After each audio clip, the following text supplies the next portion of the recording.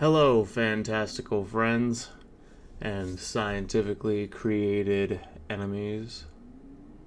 It's no secret that I stream over on Twitch just about every day. I stream fitness, games, mostly politics. Come check me out if you want to do some direct interacting and grill me on anything. And one of the benefits of being over on Twitch is you get to interact with a lot of interesting people. And I've made some fairly interesting and valuable acquaintances, one of which is a nuclear physicist who's a former Marine pilot. So, I, being the intrepid author that I am, asked him if I could interview him about some fantasy related topics, some science fiction related topics, get his real world scientific perspective on some common questions that come up in fantasy, science fiction, etc. The following is the conversation that took place.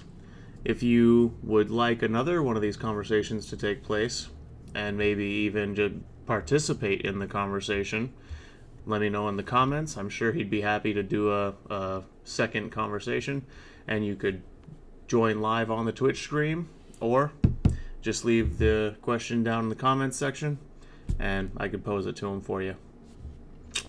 Thanks for being here. Welcome to Garden. So Twisted. Before we even get going on me asking you the stuff I want to ask you, it would be beneficial for you to list your full resume of qualifications.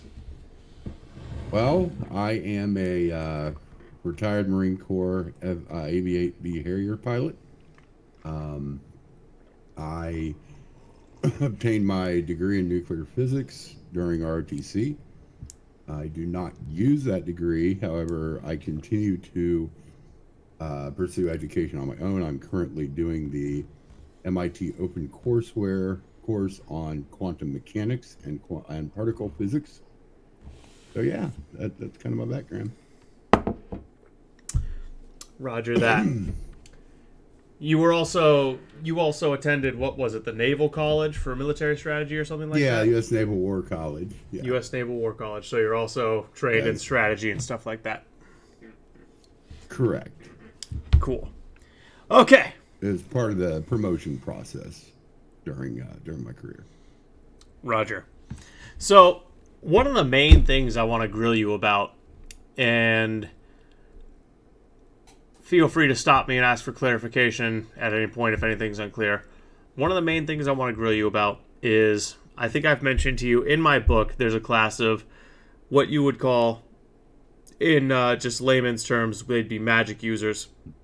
Except, and this is kind of a spoiler for anyone who hasn't read it, but they're not really doing magic. Their abilities are based in genetic modifications.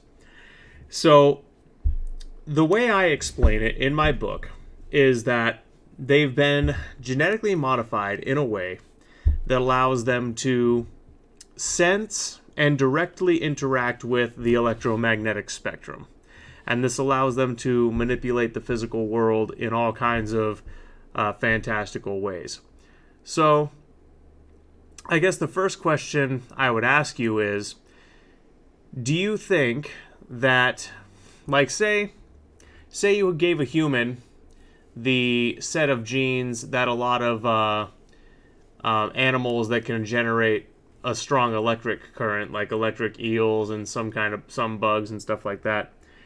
If you gave them, say, that set of genes and another set of genes like what some animals have where they can sense the electric poles and that kind of stuff, and gave them this ability to interact with, well, like I said, the electromagnetic spectrum, what kind of a range of effects do you think would be possible to generate there? Well, you're only talking about electromagnetism, so that's that's only one of multiple forces that exist. So you would be able to do exactly what you're saying, create an electrical field of some sort. And electrical fields also generate magnetic fields, so you could affect metal, like a magnet. You'd basically be magneto, able to electrify your body. So if I wanted to extend their abilities into being able to do other things like manipulate large currents of air, manipulate bodies of water, manipulate. Well, theoretically, they could manipulate soil already if there was a high enough ferric content in it. Um, so that one's kind of covered. It depends on what you mean by manipulate, because if you're just talking like moving, that's just what is it called? Oh, I'm having a brain fart. Where they tried to, people claim they can do this, moving objects with their mind. Telekinesis. Telekinesis, yes. Um, how that would be possible. So that's more on the macro scale. That's not so much on the atomic or subatomic scale. But you would have to be interacting. Yeah, you would have to be able to create some kind of a force to manipulate that. Well, see, that's why when I was writing it, I explained it as they're able to interact with the electromagnetic spectrum because, first of all, I know that there's trace amounts of minerals, everywhere, especially in bodies of water, especially seawater. So my thought process was if there's a strong enough presence of trace minerals, iodized salt, that kind of stuff, there would be enough of a magnetic field there. Iodized salt does not interact with the magnetic spectrum. You'd have to have ferric metals. But it does hold. It does conduct electricity, right? I'm not sure if iodine is a conductor. It's not a metal. Mm-hmm. It's possible it could. I know. I can't remember what it is. There's stuff in seawater that is what makes it so damn electrically conductive. It's the trace minerals. Salt. Yeah. Salt The salt is the primary thing that makes it electrically conductive. Right. Okay. So the iodine doesn't so much matter. It's the salt. Okay. Right. But yeah, my thought so when a lightning remember the electromagnetic spectrum. When you speak on that, that runs from your high energy stuff like gamma waves, gamma rays, down into the the infrared, and then down into radio range and very low frequency. So that's more of a spectrum of emitted energy. It's not really. Think of it as I'm trying to think of it as an energy field that can be interacted with, but it primarily carries energy. So, like your radio waves, your light waves, your radiation, your gamma rays, whatever. Right. So, but then my follow-up question to you is, if energy is condensed enough, does it not begin to have the ability of interacting with physical material? Well, energy can, at any level, can interact with physical material, sure.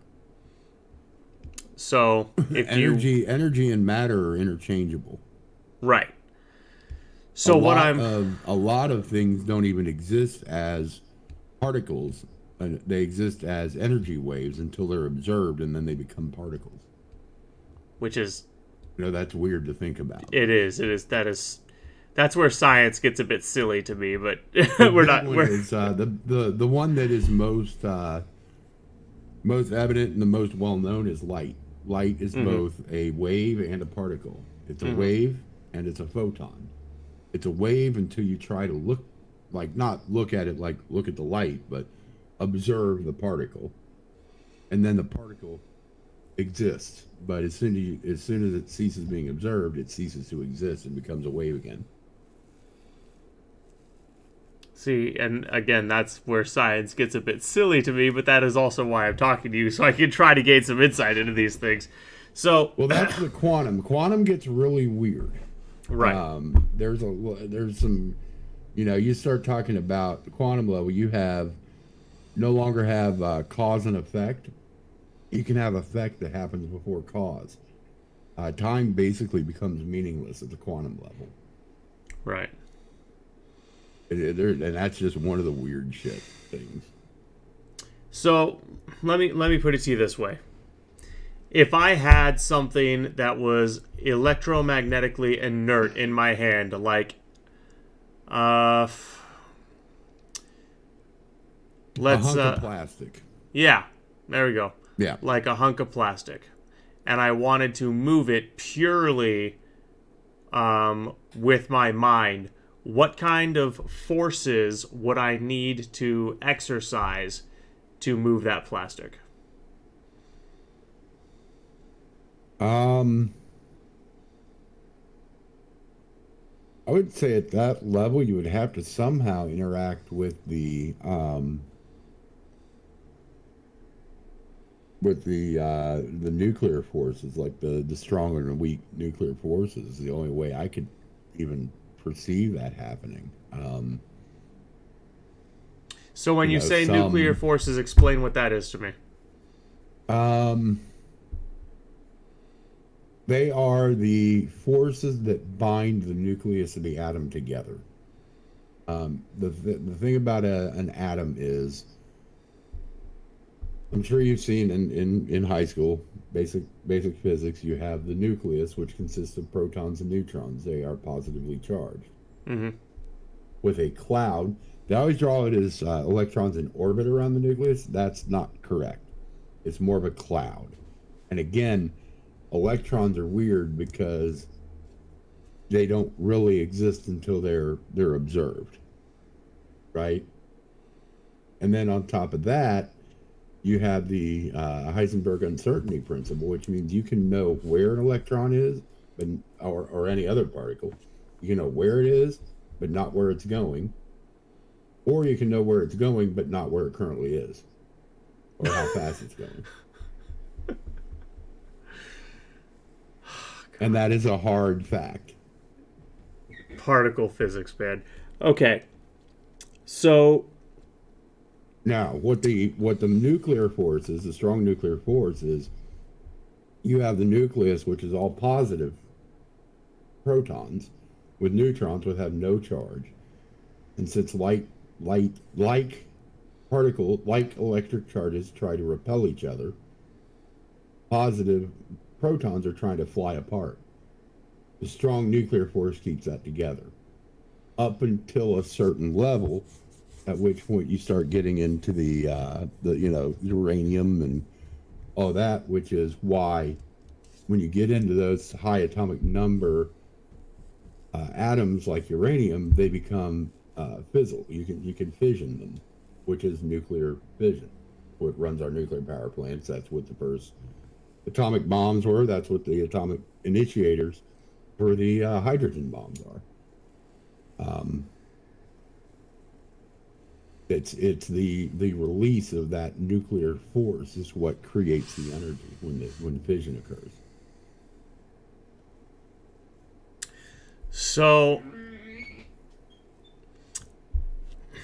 so, if they were able to sense the structure of a single atom and disrupt it so the atom violently exploded, they would be able to interact with inert material.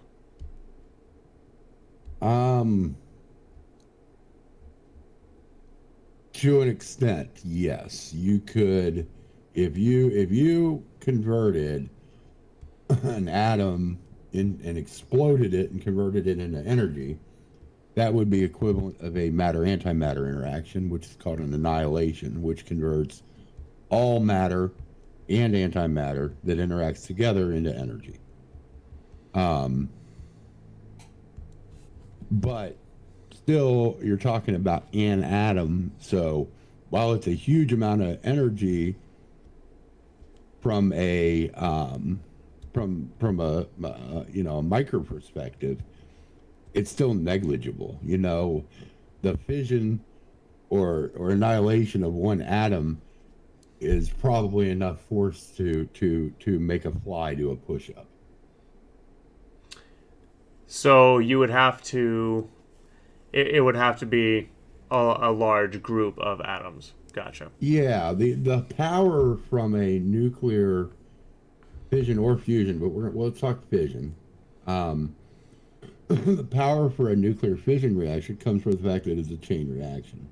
Right. Right. There are other atoms that can fission, but uranium and other fissile material, when it fissions, it releases energy, and I think on average it's 2.2 neutrons on average, which means those neutrons can go and fission another atom or two atoms. So it's an exponential growth. So you have one atom that fissions, then two, then 4, 6, 8. And this all happens in microseconds. Right. So it's a cascade of these things. We're talking in weapons design, you use what's called a tamper. And that literally is just a shell around the plutonium core that you think about the power release in a nuclear weapon, right? Mm-hmm. When you use a tamper, that holds the core together for another microsecond or two, which allows another couple generations of these exponential growth, and up to 20 to 30% extra energy is released just by containing that for that long as it's exploding. It's the inertia of the tamper around the core. He knows it because he has a degree in the shit, murder. Okay. So, if you wanted to... Well, first of all, so let me make sure I understand something properly. The reason that nuclear devices go off is because you pack this fissile material into a super tight space, and all of their neutrons go banging up against each other and break apart the atoms. Is that roughly how it works? Roughly, yes. It's called... There's subcritical, critical, and supercritical. Right. Subcritical means that any fission that occurs dies out very quickly. That would be holding a lump of uranium in your hand. Then you have critical. Critical means there's an exact balance of how much energy is being released, and it's a steady state. So that is what you get in a nuclear reactor. You don't want it to go supercritical.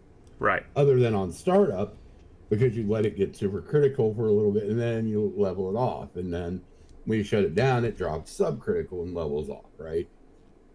A bomb is supercritical. That means it's undergoing exponential. There's different levels of supercriticality. You can, just like anything, it can ramp up, ramp down, right?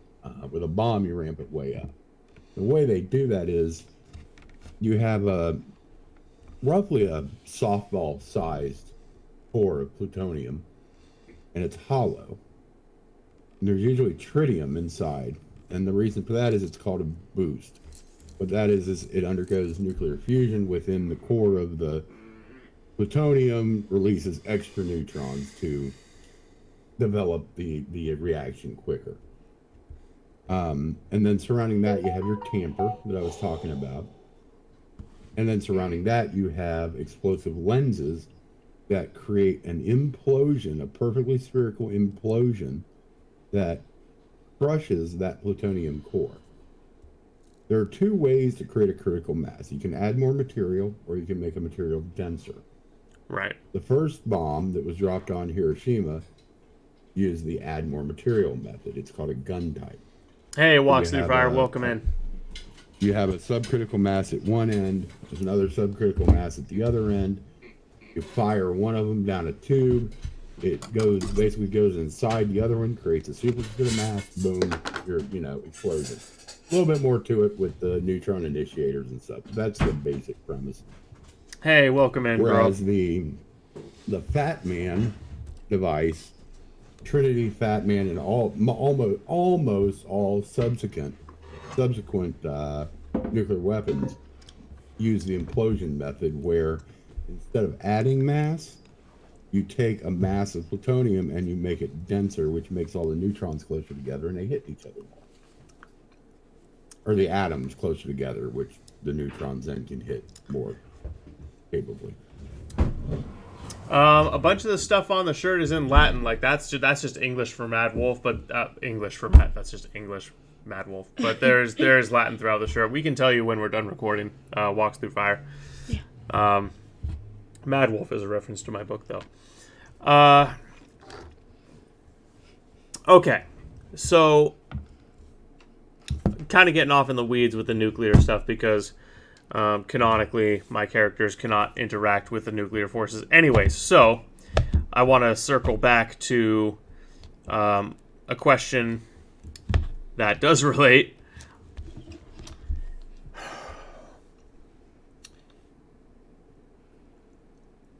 What would it take for a human to be able to manipulate air currents at a large scale?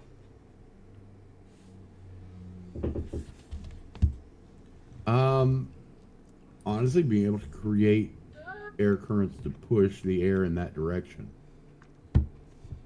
There is no known force that can directly push a atom around or anything other than another material that can push it. And now that's known. That doesn't mean it doesn't exist, but we don't know of it right now. So for example,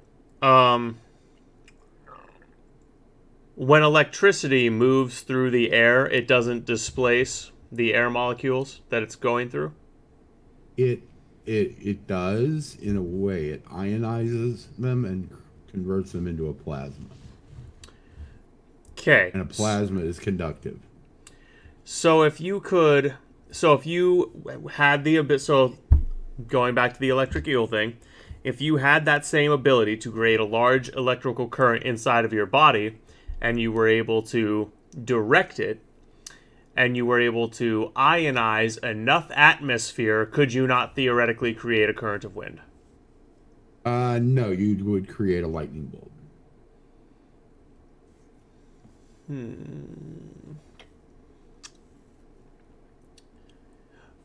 But you just said that the lightning bolt displaces the air that it's interacting with. It does. That's what thunder is. Right. It's not really displacing the air. It's converting it to a plasma. What you're hearing with thunder is the shock wave of that conversion. Right, and shock waves move atmosphere out of the way because they push things away. So if the shock wave if instead of in a bolt, the shock wave was in a wall, a bunch of air would be pushed away from both sides of that wall. The amount of air, or the intensity of the shock wave from a lightning bolt is not sufficient to move anything. Or else you would have trees getting flattened around a lightning bolt or something like that. You don't have that. That makes sense. That doesn't happen. What if the atmosphere was hypothetically much more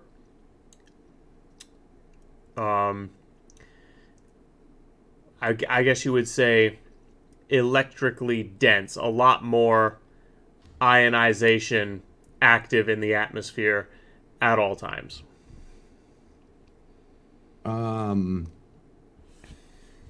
You can't really have denser ionization in the atmosphere in the way you're talking without making the atmosphere more dense itself. Well, because the problem becomes livability, right? If you have it too dense, humans aren't going to be able to survive. Why not? Pressure. Density is pressure. As a diver, I can tell you that you can live at many, many, many atmospheres times what we currently are Sure, at. but absolutely, but the air you're inhaling is not.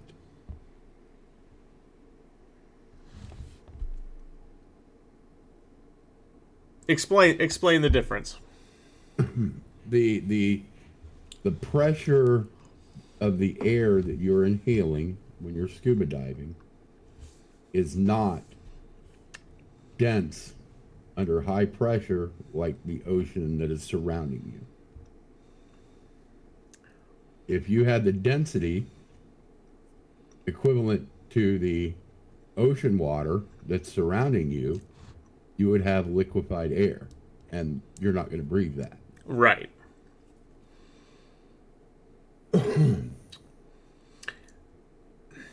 Okay. What we're So it's not a matter of the pressure on the body; it's a matter of it's a matter of it's a matter of the density. Okay.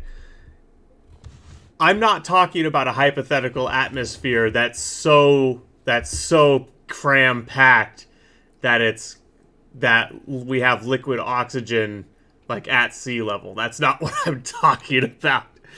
Right, but therein lies the problem: is that a shock wave propagates through a gas much more weakly and less than underwater. You set off a small device underwater, you're going to do a whole lot more damage to submarines in the area than you would do if you set it off on the surface and there was an aircraft carrier nearby. Right. Because the shock wave propagates much faster and more intensely underwater. There have been cases of people actually been killed by sonar from a submarine because of the shock wave from the sound. Right. Divers have been killed. Okay. It basically liquefies their innards. So let me give you the context here so you can get a more complete picture. First of all, my book doesn't take place on Earth. It takes place on another planet. This planet has about 1.2, 1.3 times Earth's gravity. So there's more gravity. The atmosphere is much thicker compared to Earth's in terms of the partial pressure of gas. And the atmospheric composition is different. There's more oxygen, and there's not nearly as much inert gas. Okay. So, with those circumstances, and I would gravity sucks as you. It's a hard planet, Murder. A very hard planet. So in such an atmosphere, so you just gave me an idea with the bringing up of the fact that water transfers the force of a shock wave. I've got it. I remember the exact multiplicative or not. I do not remember, but I know they taught it. And then a solid goes even beyond that, right? Right. So if you were able to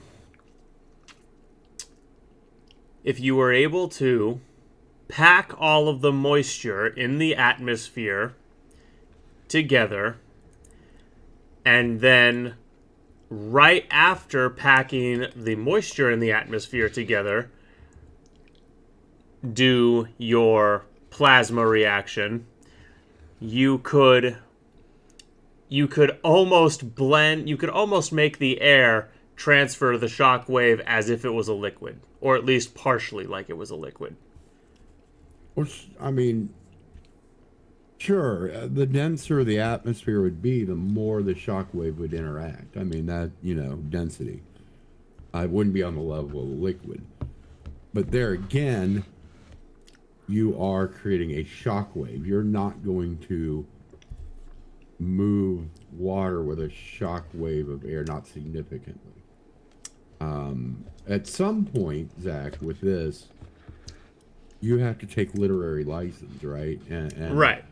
whether that is make your atmosphere extremely dense, and these people have been genetically engineered to be able to survive in that environment.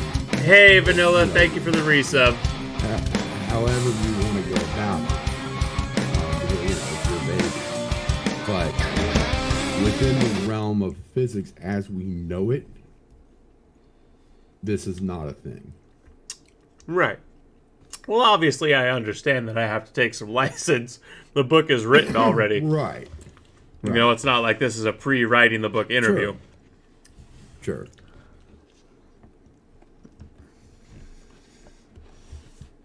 The reason that I want to dive into this is because I want to make it as grounded as possible. I don't like things that are just complete assholes.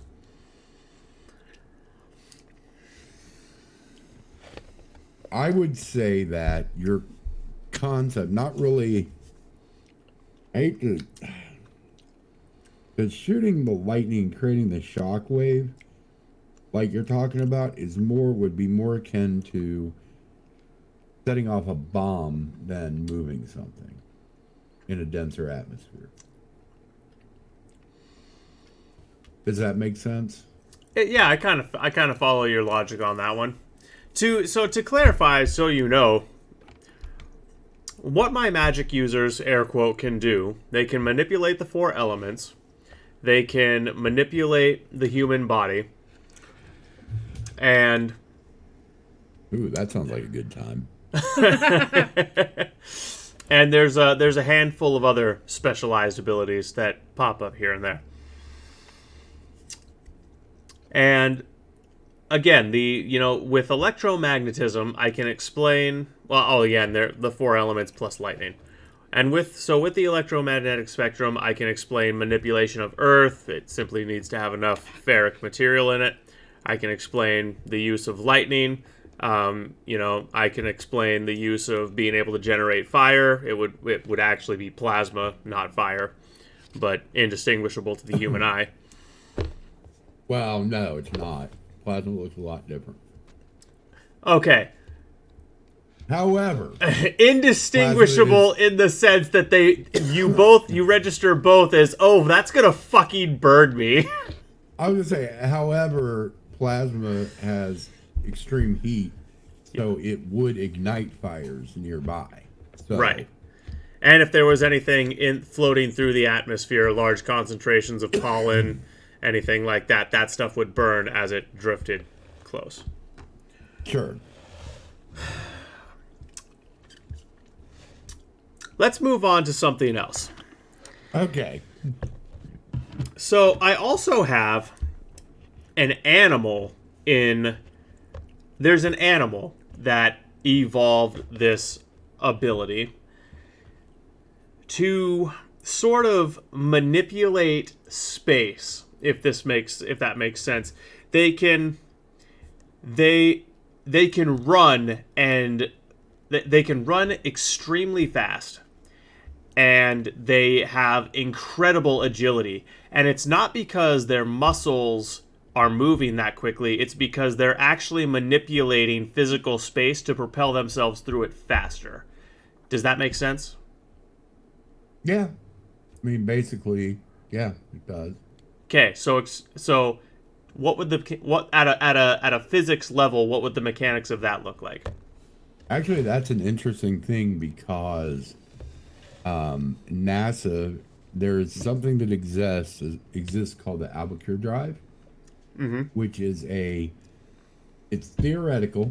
However, it works within current known physics, and it is basically a warp drive from Star Trek. And NASA is funding research into this. The problem is the energy level needed to create a warp bubble is so immense that if we use every energy source we have on the planet right now, it wouldn't even touch it. You're talking atomic bombs, you're talking thermonuclear warheads, you're Wow. talking nuclear weapons, coal plants, everything, right? If you use Wow. all of that simultaneously, it would not have enough energy to create a warp field. What a warp field is, it literally warps space-time. Mm-hmm. It creates think of it like a surfer surfing a wave. Right. It creates a hump behind your warp bubble and a dip in the front. And your ship or whatever rides that wave through space-time. However, within its own frame of reference, it's motionless, so it does not violate the speed of light because it's not moving. Space-time is moving around it. Right.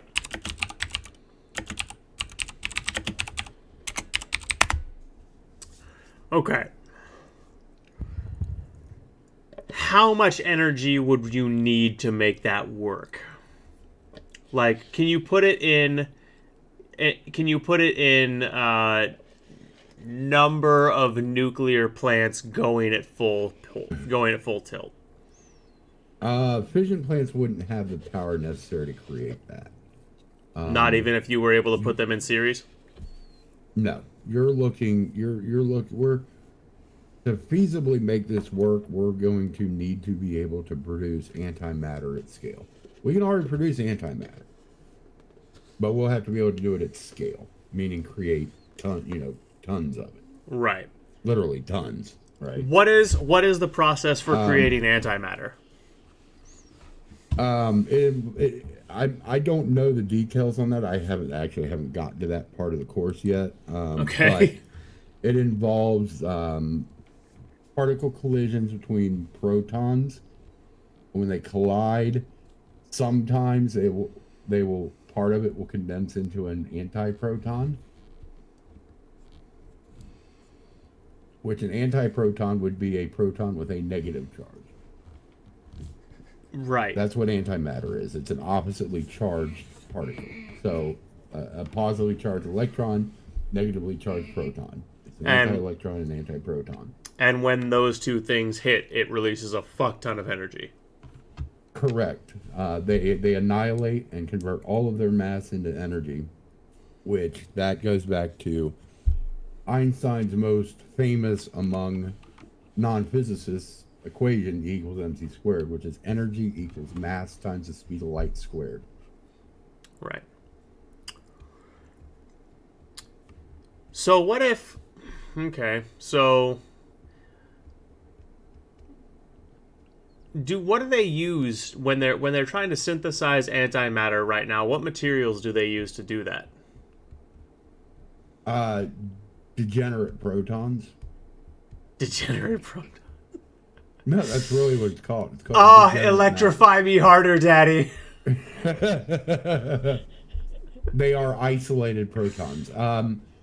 Best way to think of it is a hydrogen atom is one proton and one electron. So what they do is they strip that electron away, and it leaves just the proton behind.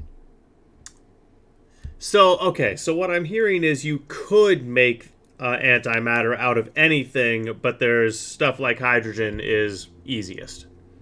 Well, that's what we know how to do right now. Okay. That's the only thing we can do. Right now. Yes. What about 0 point energy? That is still theoretical.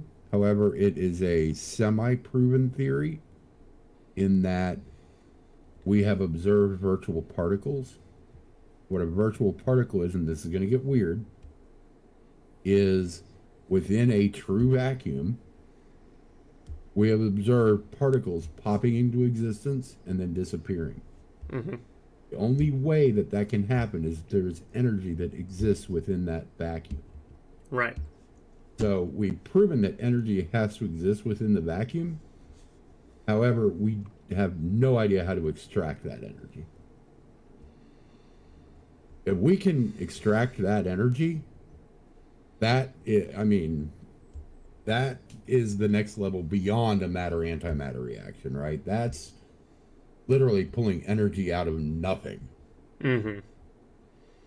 And yeah, and it's basically unlimited, not only unlimited supply, but unlimited quantity, meaning if you need,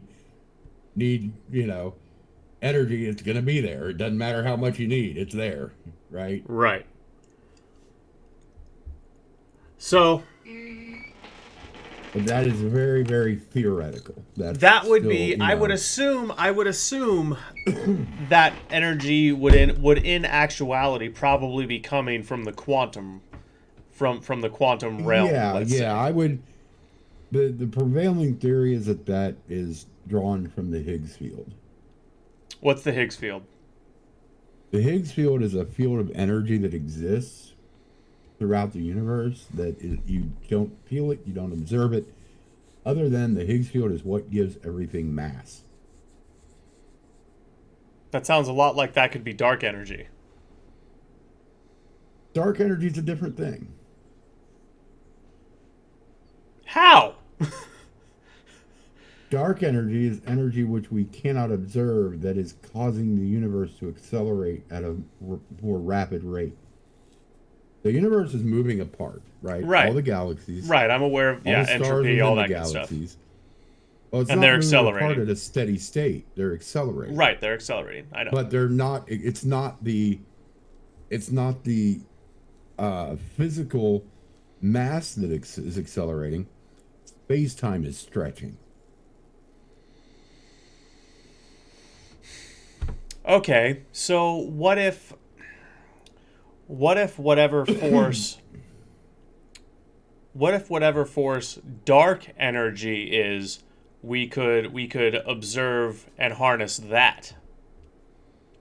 Well, I mean, that's a what if. We haven't. We can't. I can't. There's nobody could speak to that on a any kind of a scientific level. That's pure hypothesis. Well, give me That doesn't you. even meet the qualifications for a theory. Well, give me your best hypothesis. I'm curious. Really don't have one. Ah. The the dark energy is kind of one of those. It's being heavily researched. Um, there's nothing been really published on the topic yet, though. There's really no basis to go from. Because you also Okay. have dark matter, right? Right. That exists. We dark matter is a misnomer, though. It's matter that's not observable, and that is due to calculations made based on our observation of the beginning of the universe, which is interesting because you have to think about how space-time works. The further away an object is from you, the older it is. Mm-hmm. So, if you're looking at something 13 trillion light years away, you're seeing it as it existed 13 trillion years ago. Right. So with some of these new space telescopes, and especially that's one of the things with the James Webb Space Telescope is we are getting very, very close to seeing what we would call the Big Bang, which is a misnomer. The Big Bang isn't really an explosion. That's a whole nother topic. But we're very close. I forget what the time frame is we can see back to. I believe it's like 100,000 years post Big Bang. And when you're talking cosmological time, that's an instant. Yeah. Okay. I want to switch gears on you again. Talk to me about Okay. talk to me about anti-gravity and what an anti-gravity engine would look like. That's interesting because an anti-gravity engine would tie right back into the warp field. Okay. Gravity, the prevailing the prevailing theory right now is that gravity is not a force. Gravity is a curve in space-time created by mass. Mass causes, think of it like concave bowls, that the mass sits in the middle of. Like if you took a Yeah. take a sheet of elastic, drop a bowling ball in the middle of it, it's going to create a divot, right? Right. Same idea.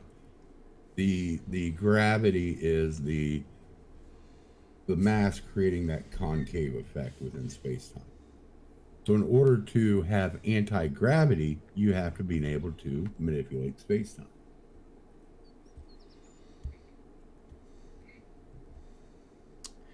So, okay, so an anti-grav engine would in effect be a moderate or highly controlled warp field.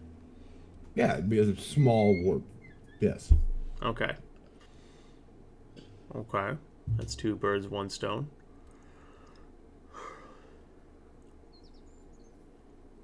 So, That's yeah, go ahead. I'm sorry. no problem. No problem at all.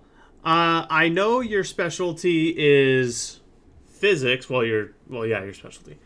Um, how much biology can you speak to, or do you have are you as good as a high schooler there? Some I wouldn't say I'm at any level of an expert, but I think I'm probably higher level than high school. Okay. Based on the previous interactions we've had, I would agree. So, okay.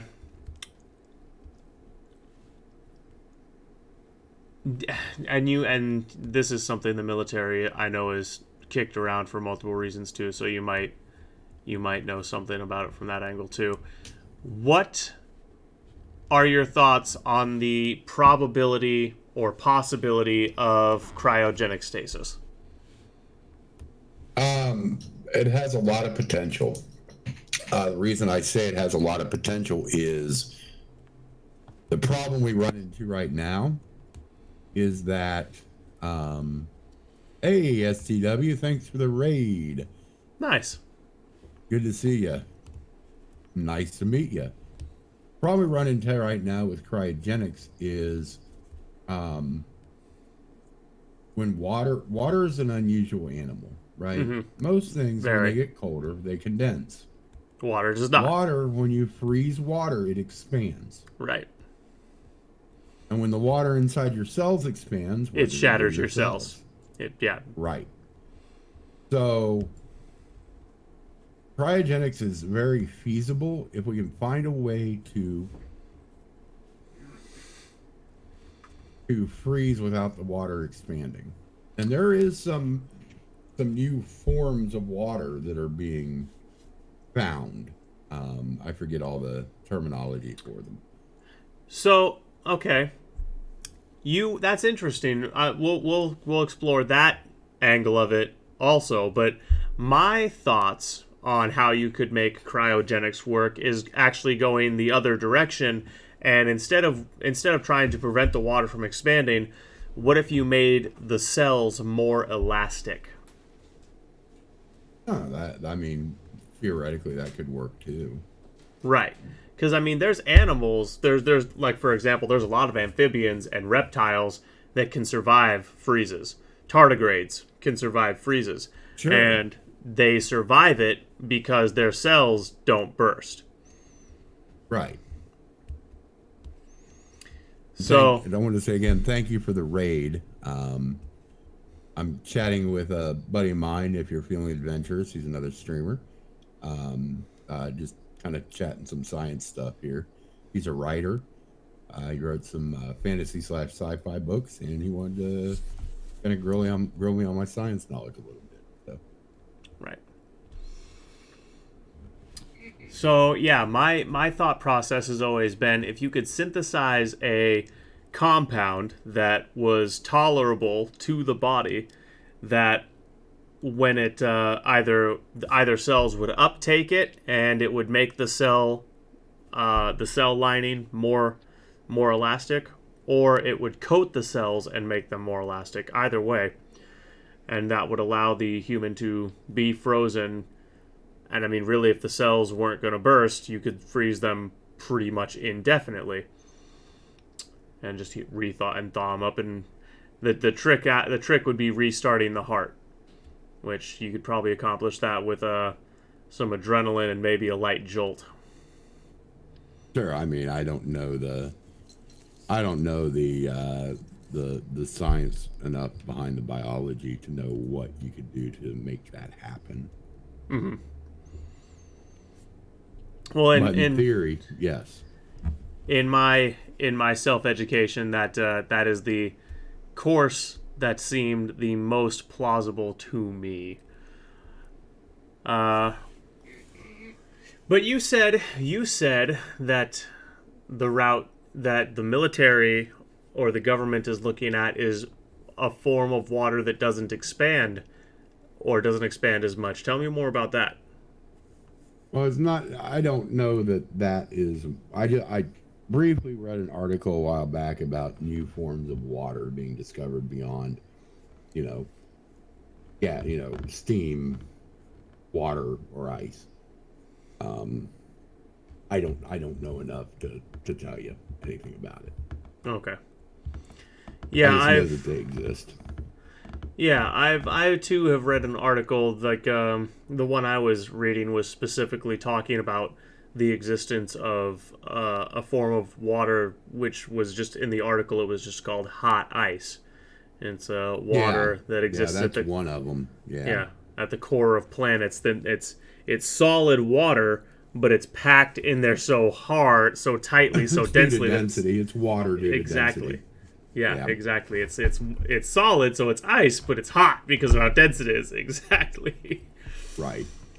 Which is fucking, in a way, it's terrifying to think about that forces like that exist.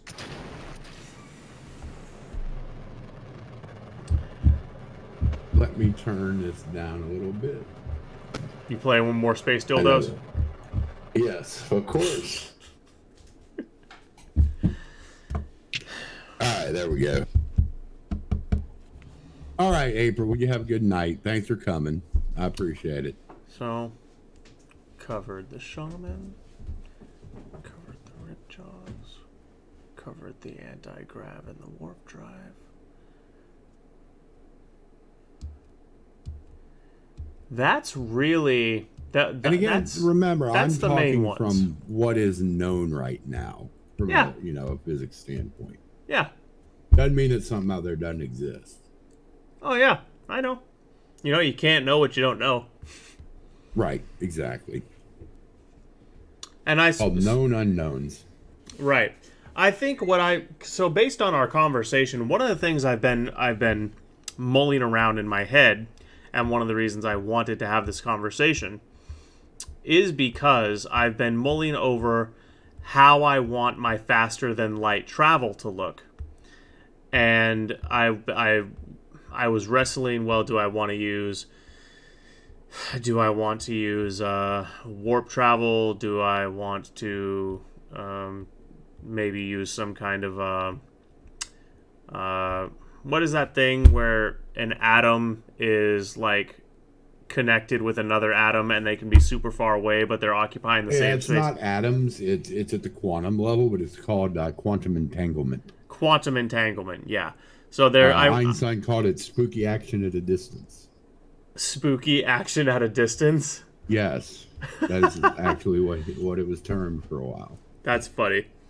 There's actually research being done on that for instantaneous communications between spacecraft and Earth and between military, That's what I was... And it's also secure because there's no signal. It can't be intercepted. Right. So where I heard about quantum entanglement was from the Ender's Game series, popular sci-fi series, and that's how communication is done in that series. There's human worlds that are many, many light years apart, but messaging is instant because they use quantum entangled atoms that are not really feasible for faster than light travel, though. You don't think so? No. Oh shit! What is that? What if blew up?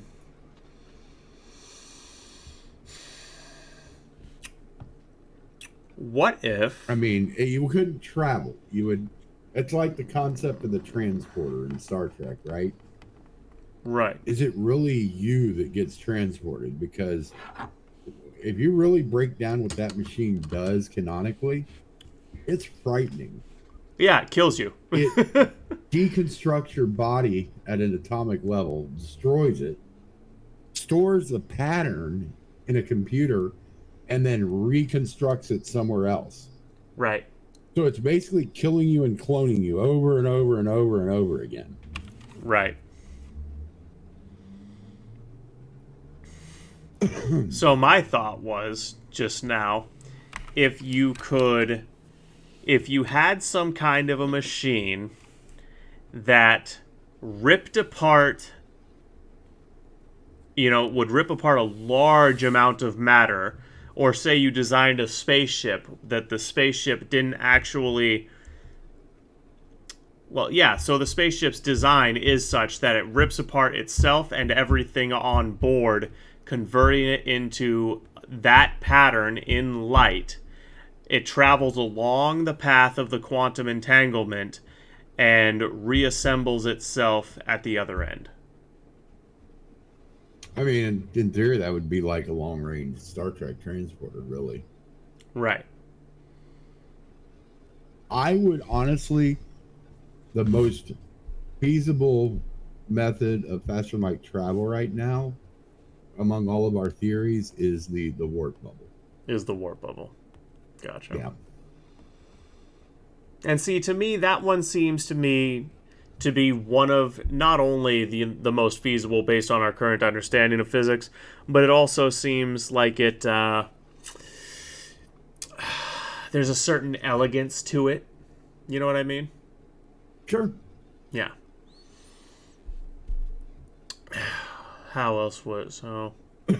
But I mean, then you have the concept of wormholes, but the energy necessary to create a stable wormhole is incredible. I mean, there's a lot of different theories that are around. Well, that's the other one I was going to ask about. So I was literally just about to ask about what about wormholes / black holes? Well, black holes and wormholes are two different things. Mm-hmm. A black hole is, and now you have to keep in mind, any time in physics you hear singularity, that means a point of infinite whatever. Nothing can be infinite. The problem is when you hear the term singularity in physics, it means physics as we know it breaks down at that point, and we have no clue, none, what happens there. Right. So a black hole is created by a singularity of matter compressed into a singularity. The gravitational field is so intense that it affects time and gravity. So as you approach the event horizon of a black hole, from your perspective, time proceeds as normal. However, from an external perspective, you slow down to where you basically stop. It's an imperceptible movement at that point. The other thing is that once you cross that event horizon, the gravitational gradient becomes so great as you get closer and closer to that singularity that anything undergoes what, and this is literally the scientific term for it. They call it spaghettification. Because it will pull you apart. It's going to start by pulling your feet off, and then your legs, and so on and so on. Work its way up, and not only that, but then it's going to start pulling your individual cells apart into a string. And then after it does that, the gradient is going to get so severe that it's going to pull the molecules apart into a string. And then it's going to pull apart the molecules into atoms. And then it's going to pull the atoms out into subatomic particles. And then it's going to pull the subatomic particles out into quarks. We don't know what happens after that. So thinking of a black hole as a possible means of travel would give your travelers a really, really bad day.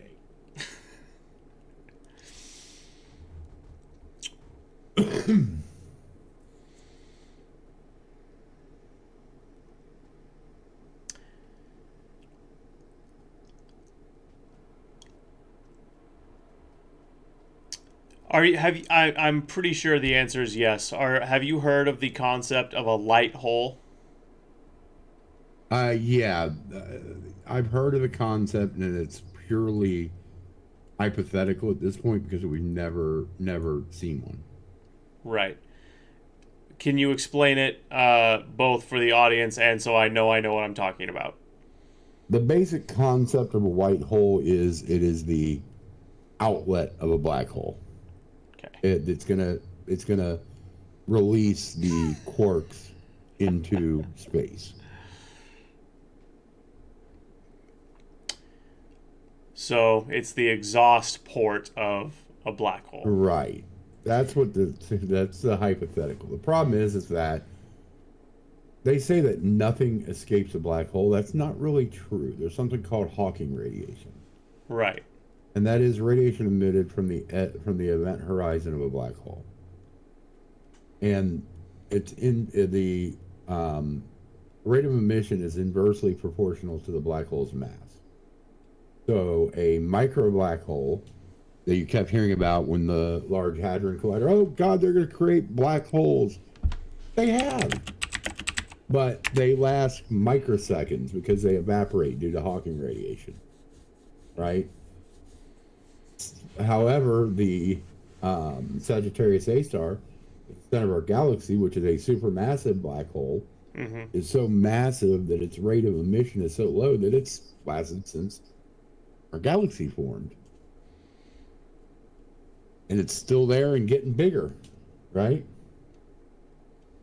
By bigger, I mean more dense. It really doesn't get bigger in size, but its area of effect gets larger.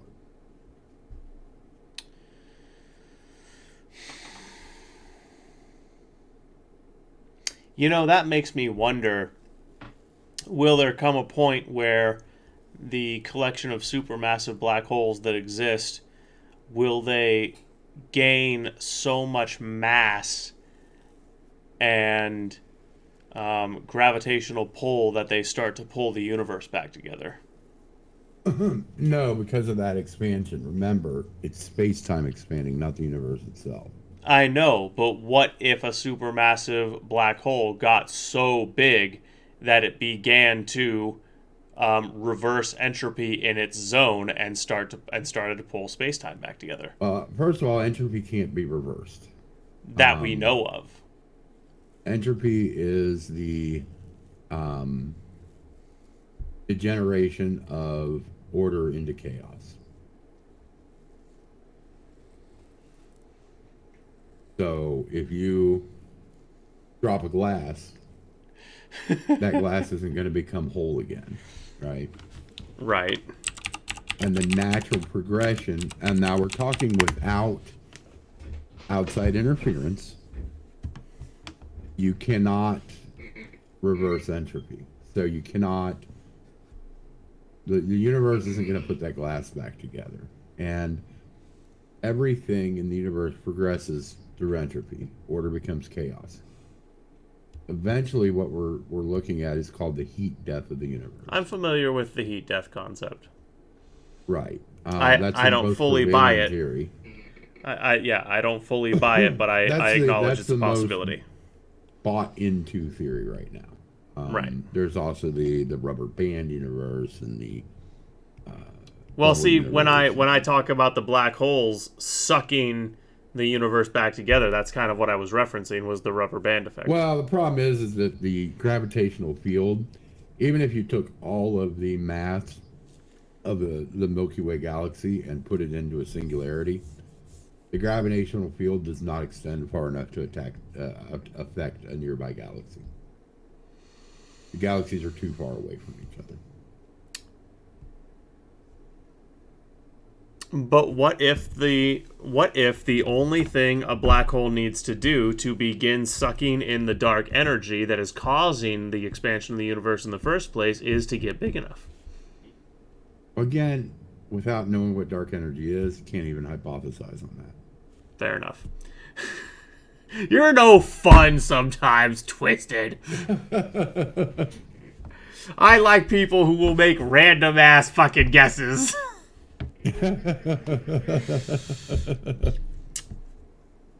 Okay.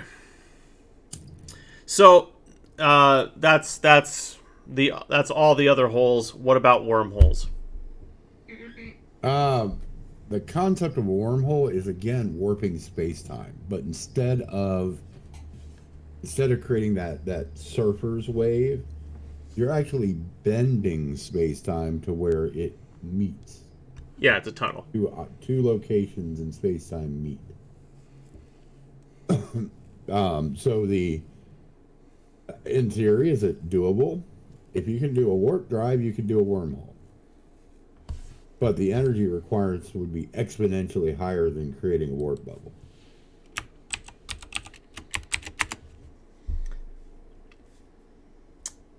They compress space. A wormhole? Yeah, they hold space. Yeah, I'm not sure that a folding would be different than compressing, right? Right. Right. Yeah, the same mechanism that could create a warp bubble could theoretically create a wormhole.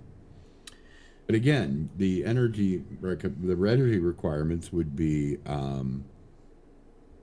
exponentially greater than to create a warp bubble. And correct me if I'm wrong.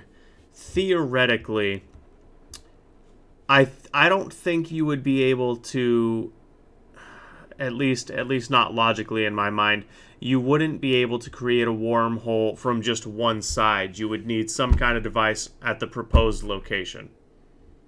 You'd have that really gets again very, very, very theoretical, because it depends if you can target that location remotely for your fold, or if it requires something at the other end to target.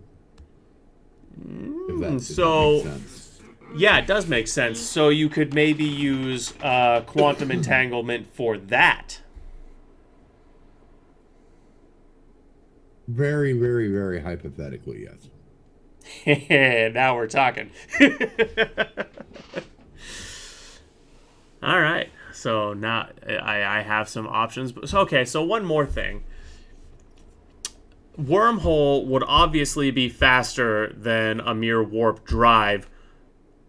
Sure, a wormhole would basically be instantaneous. A wormhole would basically be instantaneous. It's a TV show, and it's rooted in good science and physics, but it takes a lot of liberties. Star Trek or Stargate. Yeah. They instantly travel. Right. But when they use their FTL ships, it takes them days to weeks. Right. But if they use the Stargate, it's instant. Well, now I have a decision to make. Okay. Yeah, this conversation is pretty much I have this has narrowed down the scope of what I was thinking about doing, and given me, now I pretty much have 1, 2, maybe 3 decisions to make. So. Gotcha. Excellent. Nah, realistically, it's 2. I got to choose one or the other. For the purpose of the story, I actually think I already know which one it's going to be. Mm-hmm. Well, alrighty then. Okay, that's that. Twisted, I appreciate you. This has been an interesting conversation. I appreciate you taking the time. Yeah, no problem.